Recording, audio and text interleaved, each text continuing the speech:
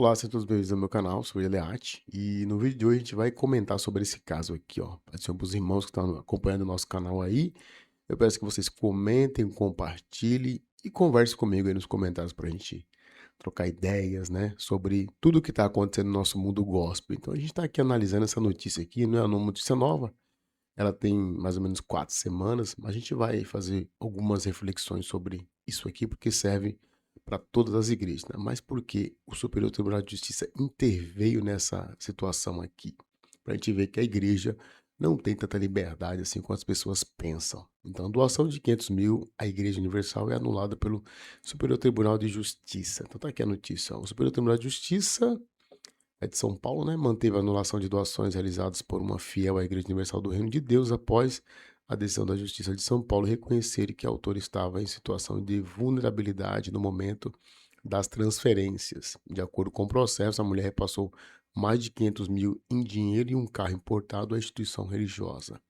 O Supremo Tribunal de Justiça negou o recurso apresentado pela igreja e manteve o entendimento das instâncias anteriores. Engraçado que a igreja entrou com recurso, né, para poder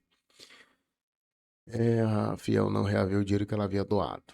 A decisão considerou a conclusão do Tribunal de Justiça do Estado de São Paulo, que declarou a nulidade das doações com base na condição da doadora, segundo informações do portal Metrópolis. Então, isso aqui é uma notícia que saiu no Metrópolis e a Folha Gospel trouxe para cá, até porque se trata de um assunto cristão. O relator do caso, Humberto Martins, afirmou em trecho da decisão.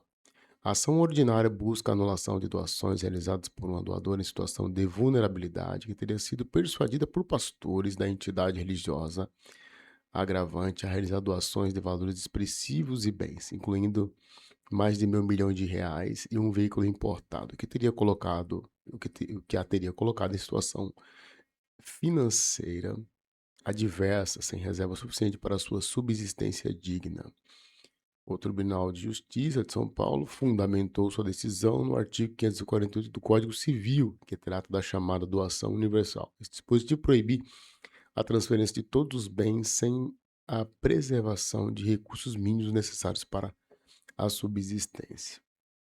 Então tá aqui, irmãos, essa notícia. A gente vai comentar algumas coisas sobre esse caso aqui, que é interessante para a gente pensar, né? Que uma mulher chega, ela entrega R$ 500 mil e até um carro para uma igreja, né? Mas a justiça decidiu anular tudo. A pergunta que fica é: onde termina a fé e começa a manipulação? Então, isso aqui é um caso sério, irmão, porque isso aqui, a oferta ela é algo que é bíblico, né? Mas explorar pessoas fragilizadas, não. Né? E esse caso, ele reacende um debate que muita gente evita dentro das igrejas, né?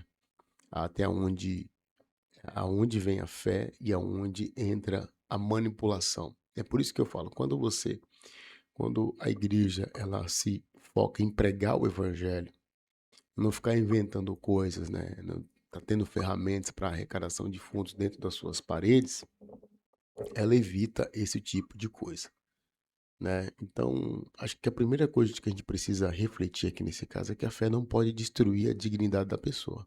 A Bíblia, ela ensina a generosidade, mas nunca incentiva alguém a ficar sem o básico para sobreviver. A decisão da justiça citou justamente a vulnerabilidade da fiel, né?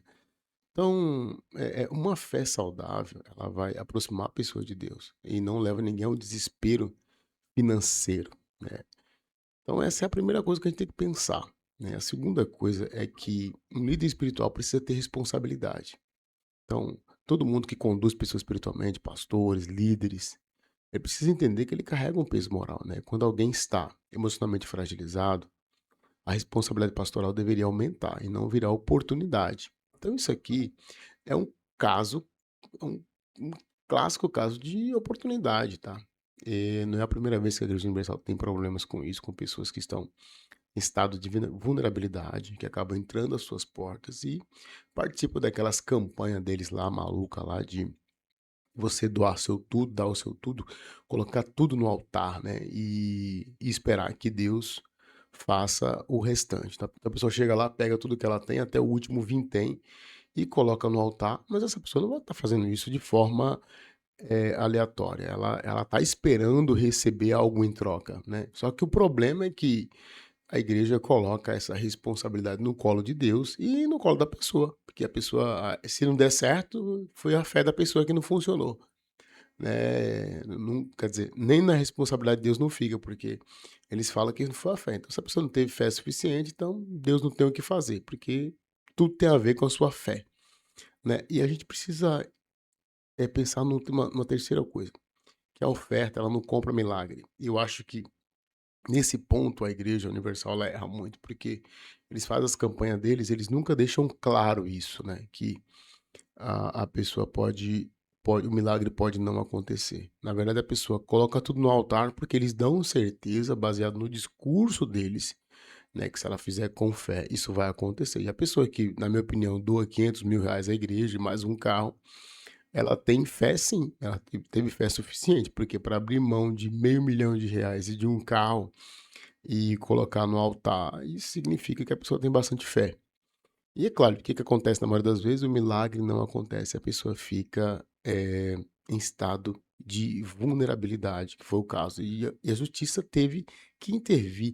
E que coisa feia, né, para a igreja, né, a justiça ter que intervir numa questão religiosa, porque a igreja está passando dos limites, né.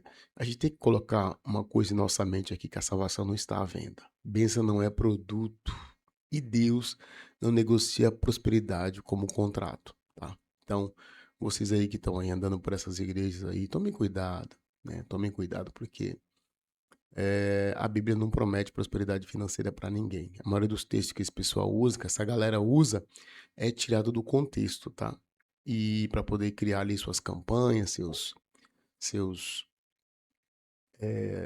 trabalhos ali, né, e fazer com que as pessoas sejam levadas a esse tipo de atitude da mulher.